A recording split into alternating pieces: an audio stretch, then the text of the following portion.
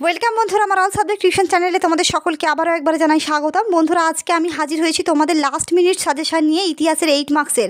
দেখো, 8 মার্কসের last minute suggestion অর্থাৎ নিশ্চয়ই আমি প্রশ্নপত্র অনেকটাই কম দেব।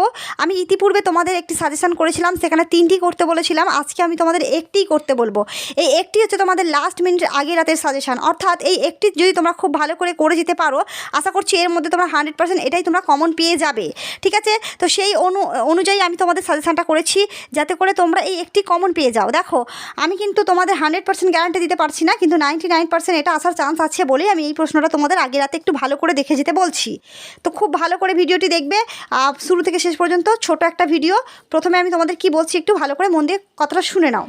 আমি যখন তোমাদের প্রথম সাজেশান করেছিলাম, সেখানে আমি তোমাদের বিভিন্ন বিদ্রোহগুলো দিয়েছিলাম, যেমন ধরো সাঁওতাল বিদ্রোহ, নীল বিদ্রোহ, তারপর হচ্ছে সন্ন্যাসী ফকির বিদ্রোহ ইত্যাদি বিদ্রোহগুলো তোমাদের একটু দেখে যেতে বলেছিলাম, আর ফরাজি আন্দোলনটাও তার সঙ্গে দেখতে বলেছিলাম 3য় অধ্যায় থেকে।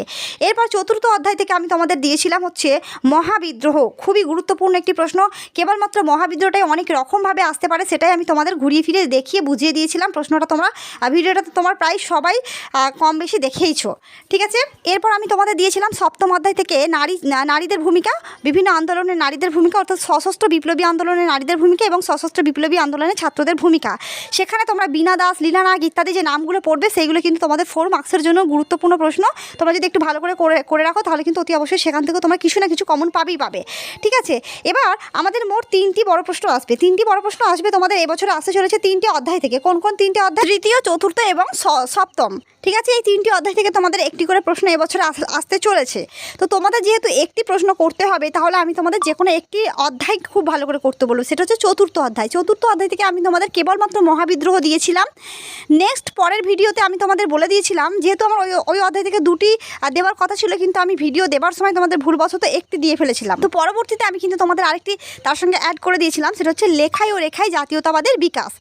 লেখায় ও রেখায় যদি পরীক্ষাতে যদি আসে প্রশ্নটি, তাহলে তোমরা ভূমিকাতে একটু লিখে দেবে যে বিভিন্ন সাহিত্য শিল্পীরা তাদের নানান লেখা এবং নানান চিত্রের মাধ্যমে দেশের সাধারণ মানুষদের উপর দেশাত্মবোধ জাগিয়ে তুলেছিল পরাধীন ভারতবর্ষে।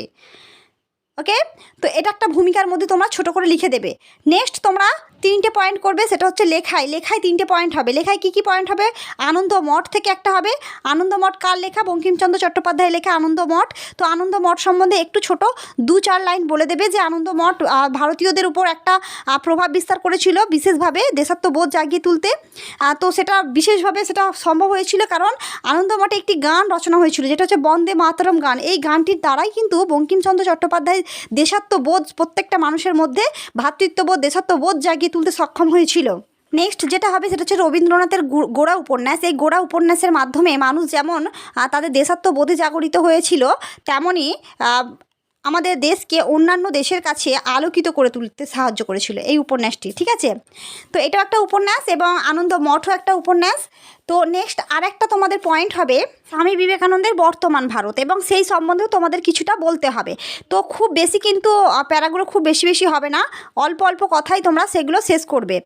খুব বেশি লিখলে যে বেশি নাম্বার পাওয়া যায় এমনটা কিন্তু নয়, যত অল্প লিখবে ততই কিন্তু ভালো মার্কস পাওয়া যাবে, কিন্তু অল্প কথাই তোমাদের মেন বিষয়গুলো বোঝানোর চেষ্টা করতে হবে। তারপর তোমরা রেখায় 2টো জিনিস দেবে, একটা হচ্ছে অবনীন্দ্রনাথ ঠাকুরের ভারত মাতা, আর একটা হচ্ছে তোমাদের গগনেন্দ্রনাথ ঠাকুরের ব্যঙ্গচিত্র। অবনীন্দ্রনাথ ঠাকুরের যে ভারত মাতা চিত্রটি রয়েছে, এই চিত্রের মধ্যে দিয়ে তিনি প্রথম বুঝিয়ে দিলেন যে কেবলমাত্র লেখার মধ্যে নয়, চিত্রের মধ্য দিয়েও কিন্তু মানুষের মধ্যে, সাধারণ মানুষের মধ্যে জাতীয়তাবোধের বিকাশ ঘটানো সম্ভব। তো এই চিত্রটি ছিল তার জীবনের সবথেকে শ্রেষ্ঠ চিত্র। ঠিক আছে, তো এই চিত্রে কী প্রকাশ পেয়েছিল একটু লিখে দেবে তোমরা, যে এখানে সন্তানের প্রতি মায়ের কর্তব্য, দায়িত্ববোধ প্রকাশ পেয়েছে। লাস্ট তোমরা গগনেন্দ্রনাথ ঠাকুরের ব্যঙ্গচিত্র লিখবে, সেখানে তোমরা একটু তার বিষয়ে লিখে দেবে। তোমরা একটা কথা মনে রাখবে যে গগনেন্দ্রনাথ ঠাকুর কেবলমাত্র ভারতবর্ষেই নয়, সমগ্র বিশ্ব জগতে কিন্তু তার শ্রেষ্ঠত্ব প্রকাশ করিয়েছেন এই চিত্রের মাধ্যমে, এই যে ব্যঙ্গচিত্রগুলোর মাধ্যমে। তিনি কিন্তু একজন শ্রেষ্ঠ ব্যঙ্গচিত্রকার। ঠিক আছে, ব্যঙ্গচিত্র মানেই বুঝতে পারছো যে মজার কিছু, অর্থাৎ সেখানে কিছু ব্যঙ্গ করা হচ্ছে। যেমন ধরো ইংরেজদের অত্যাচার বা জমিদারদের শোষণ ইত্যাদির চিত্রগুলো সেখানে প্রকাশ পেয়েছে। সাধারণ মানুষদের চিত্র, একটা হচ্ছে ইংরেজরা কিভাবে মানুষের উপর অত্যাচার করতো। ধরো একটা ইংরেজ দাঁড়িয়ে রয়েছে, ইংরেজের ছবি সেখানে তুলে ধরা হয়েছে, এবং তার পায়ের তলায় অনেক সাধারণ জনগণ মানুষরা, ভারতীয় অনেক নাগরিকরা, অনেক মা সন্তান কোলে করে নিয়ে একজন ইংরেজের পায়ের তলায় বসে আছে। তো এইরকম চিত্রগুলো।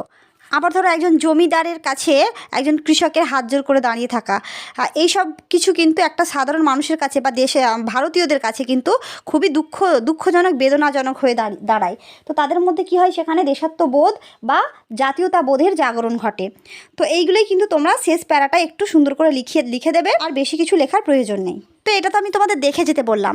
আর লাস্ট তোমাদের আমি একটি সাজেশান যেহেতু করবো বলেছি, সেই একটি সাজেশান হচ্ছে মহাবিদ্রোহ। 1857 সালের মহাবিদ্রোহ, এর প্রকৃতি এবং চরিত্রে এবারে পরীক্ষায় আসার চান্স খুব বেশি। এবং তোমরা গুরুত্ব, অর্থাৎ তোমাদের গুরুত্ব মানেই হচ্ছে তাৎপর্য, আর গুরুত্ব মানেই হচ্ছে ফলাফল। মহাবিদ্রোহের গুরুত্ব, তাৎপর্য, ফলাফল কিন্তু উত্তরটা একই হবে। তো এটাও কিন্তু তোমরা ফাইনালি একটু দেখে যাবে, ঠিক আছে, তার সঙ্গে কারণটা। তো মহাবিদ্রোহটা খুব ভালো করে দেখে যেতে হবে, এর মধ্যেই কিন্তু তোমাদের এবারে পরীক্ষায় আসার চান্স খুব বেশি। মনে রাখবে যে এটাই কিন্তু সিপাহী বিদ্রোহ, আর শুধুমাত্র 1857 সাল দিয়েও কিন্তু এই প্রশ্নটা অন্যভাবেও আসতে পারে। সেখানে কিন্তু তোমাদের মহাবিদ্রোহ বা সিপাহী বিদ্রোহ কোনো উল্লেখ নাও থাকতে পারে। তো প্রশ্নটা কিন্তু তোমাদেরকে বুঝে উত্তরটা লিখতে হবে। তো আজকের মতো ভিডিওটি এখানেই শেষ করছি, দেখা হচ্ছে নেক্সট ভিডিওতে। ধন্যবাদ।